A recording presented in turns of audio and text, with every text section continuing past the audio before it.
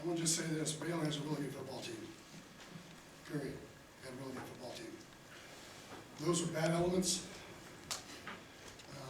Really proud of Trayvon. Probably played at about 75%. He'll be a lot better by bowl time. Hopefully Josh will be back. Very proud of my team.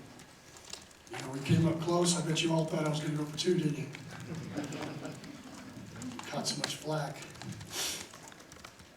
But, you know, we came up so close last week and didn't have the opportunity this week to get back in it and get really rewarded for what they've been able to do. So outside of that, 10-2, it's an amazing year for these guys for everything they've gone through. It really is. I mean, you expect me to be jumping up and down, but I'll be honest with you, I'm tired.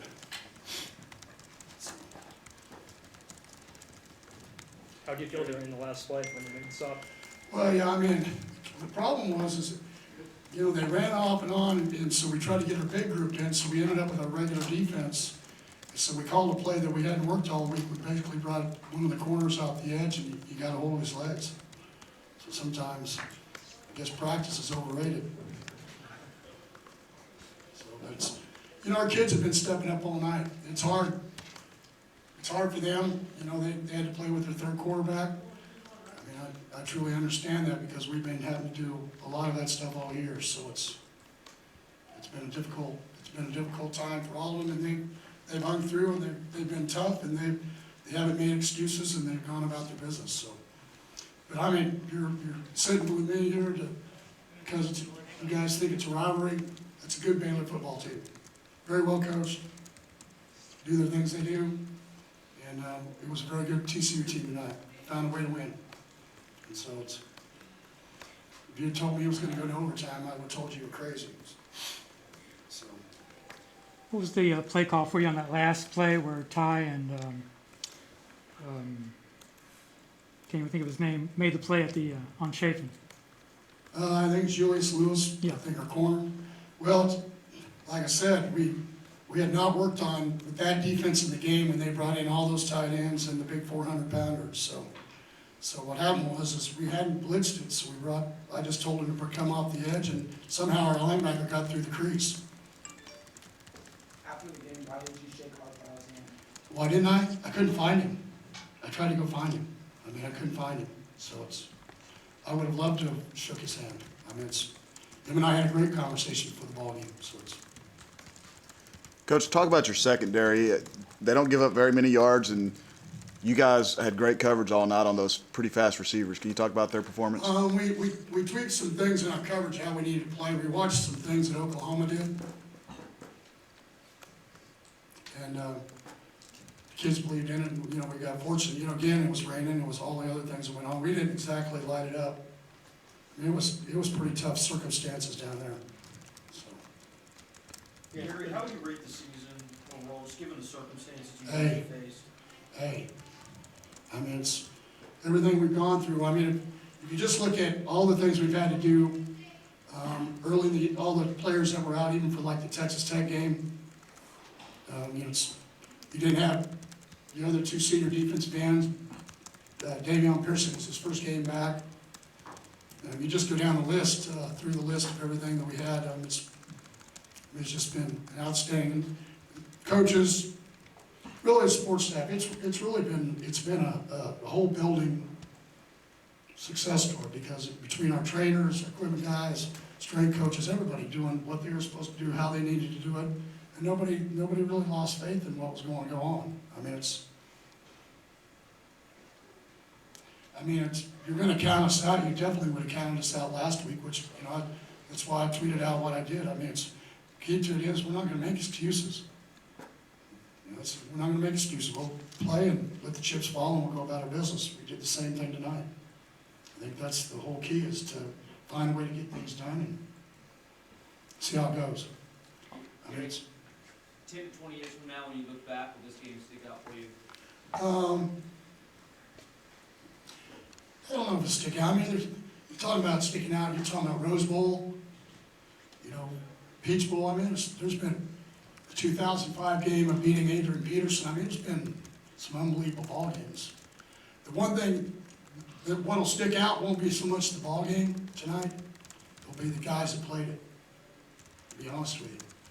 I mean, the kids, they fought their tails off. I mean, you had a couple true freshmen, guys that got burnt, a couple guys that got burnt early in the year that fought back, gained confidence. It's one of those things where you can't start listing everybody and all their contributions of what they've been able to do for this season to be where it's at right now. From Aaron Green catching the tip pass to coming back in the Kansas State game down, 35-10, 17. I mean, it's just been a long season. I'll promise you this, I'm glad the regular season's done. I've got an 8 o'clock meeting in the morning because we got recruits here. And I'll promise you this, I'm glad to go see them and not have to get up and write a script and start working on vertical routes. So, it's just been a long year. What do you think of the post-game scene with everybody on the field? I try to get out of the way of it. My history has told me that whether they're on your side or not on your side, it's usually, I start running around the perimeter, trying to get out of the way. But obviously, I tell you this much, we would not have won this ball game, it wouldn't have been, especially our student section. I mean, the whole stadium was loud. I mean, we needed the help, and they gave it to us, to be honest with you. But especially the student section was just outstanding. Just outstanding. And they've been that way all year. Stadium's been that way all year, but they were just outstanding. I mean, it was definitely a we victory, not just a football team. It was a we victory. So, on that last Baylor possession, on the first fourth down run, did you think they had not called timeout? yeah, I didn't think I had a little bit of a problem, but had the same thing happen to us in the Texas Tech game where, Texas Tech where we thought we had a timeout. So I've learned, kind of like at home, I'm not going to win that argument, so just. Coach, can you talk about the way Ty Summers bounced back this week? He had 23 tackles for you. Can you talk about his performance? Well, I haven't seen it, but obviously somebody made some. But, he's a redshirt freshman. Traven's 198 pounds. He's a sophomore. Montreal's a freshman. Julius Lewis played today. He was a true freshman. Had the first pick that got called back because of the quarterback, roughing the quarterback. So, there was a bunch that went on. Considering everything that this team's gone through this year, do you consider this one of the better jobs you've done coaching? Oh, I don't know. I'm gonna let you guys grade me. It's my job is just to win ball games. So, yeah. Sorry to interrupt. How much was your offensive staff struggling to find anything that would work in the second half of the game? Yeah, there wasn't much going on. Again, they've got a good defense. Very athletic. They did a nice job. They kept a spy on Trayvon. So anytime it broke down, they weren't going to let him run, and he wasn't full speed, so he wasn't going to make any moves and make anybody miss. And he did a good job, to be honest with you, just getting out of bounds so that he stayed healthy. I was worried about the one scramble where they really hit him pretty hard on their sidelines, whether he was going to play anymore. So, How do you think the weather affected him? oh, I don't think the weather had as much to do with it. I think we got to get him fully healthy. It was just a tremendous effort on his part to come back and play. And here's the thing, starting on Sunday, he said, tape it up, he says, I feel better.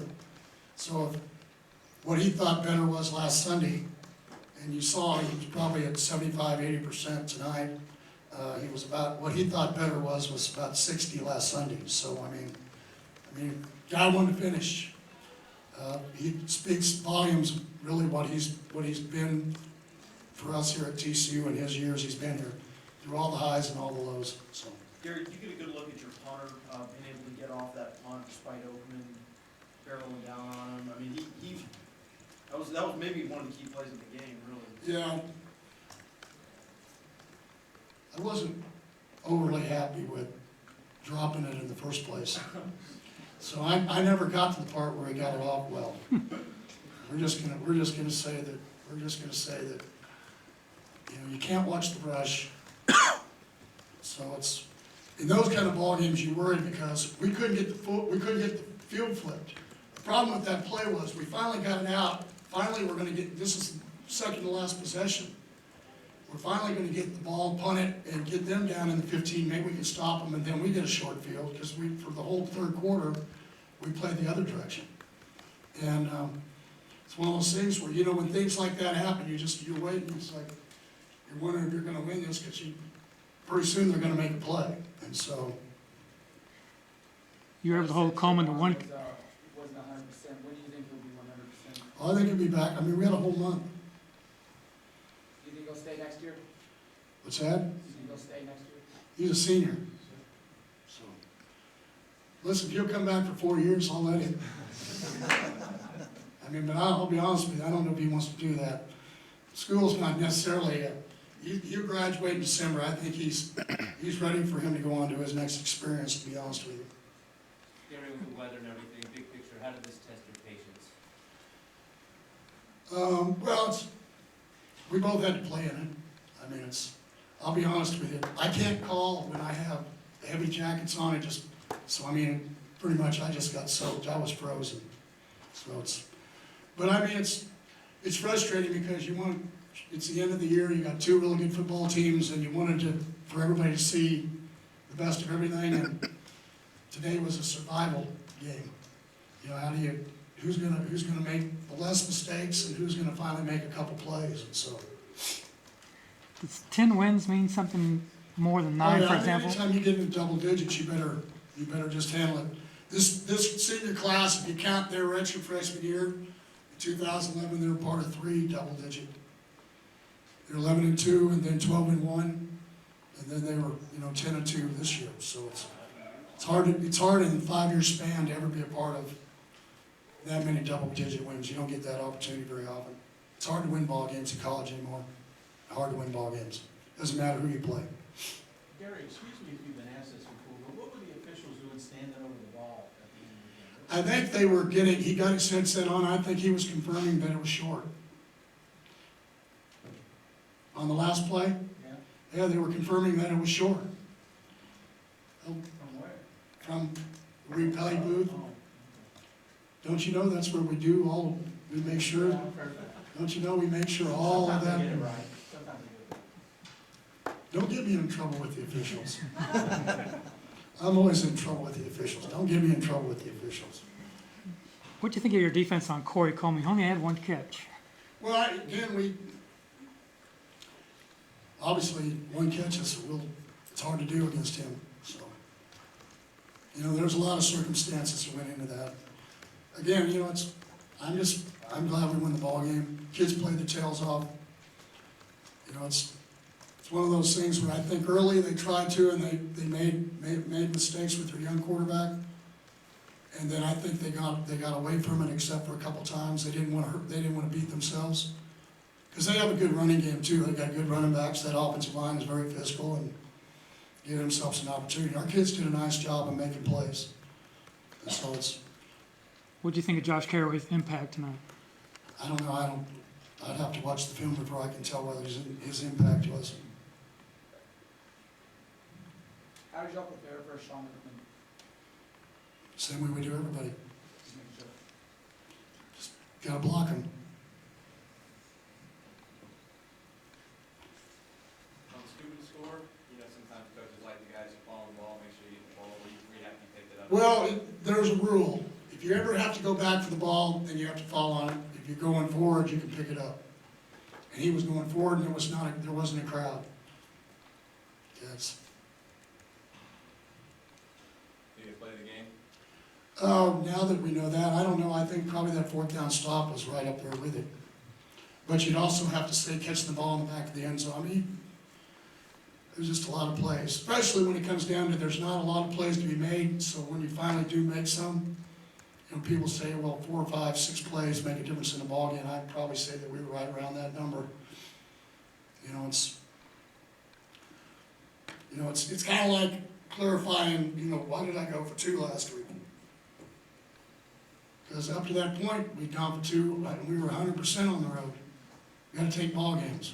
Why did I kick the extra point tonight? Because we're at home.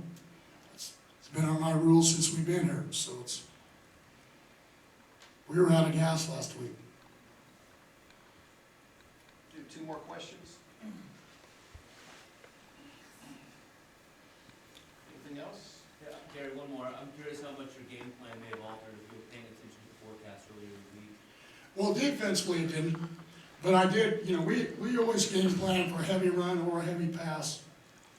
I mean, in this league, you better get ready for all of it. Finally, we started running the outside zone, running the stretch, and it helped us in the fourth quarter to move the football. Probably should have went to it earlier in the ball game. I think we had a little bit more success, because if you let their defensive ends just tee off and rush the pass, you're gonna get in a lot of trouble, and we did. We got in a lot of trouble. Could Jaden have kicked for you field goals tonight? Yeah. But we went on the 4th down the first time, because you're not gonna beat Baylor kicking field goals. When you get in one of these kind of games, there's some games you kick field goals. This was not one of those games you kick field goals. So, that's why we went early. Obviously, again, we can look at hindsight and say, well, we would have kicked it, we'd been 3 points up, and then we wouldn't have had to do all that stuff. Isn't that your guys' storyline now? Coach B screws up, he didn't kick field goal. Last question? Gary, you guys, Big 12 got left out last year, and obviously you're a big part of that, unfortunately for you. And this year, after going to the whole league, how good is this league, and does it definitely deserve to be? Well, I always say the way you find out what a league's like is how they do in bowl games. Last year we said it, we got to get ready to play. I think you found out Oklahoma played Clemson. Clemson was a pretty dang good football team at the end of the year, and they carried that over. But I think you have 3 or 4 teams, that are, especially at the top, that are very tough to beat, that have a lot of explosive players. And so, I mean, if you look just in the state of Texas, one of the things we have, you just got great skill. Look at Houston. You look at the skill and what, SMU scoring points. You got all the schools here that can take you vertical. And so, it's a different style than what, maybe people, that's why I changed offenses 2 years ago, because it's just a different style. But sometimes you gotta do what the Romans do. I mean, that's what they do. So, I mean, go about your business. I mean, it's hard on a dry field with first-team quarterbacks. I mean, those guys can really run. And our guys can really run. So, and you got a guy like P. Ryan in Oklahoma, Shepard. I mean, you got some great skilled players. So.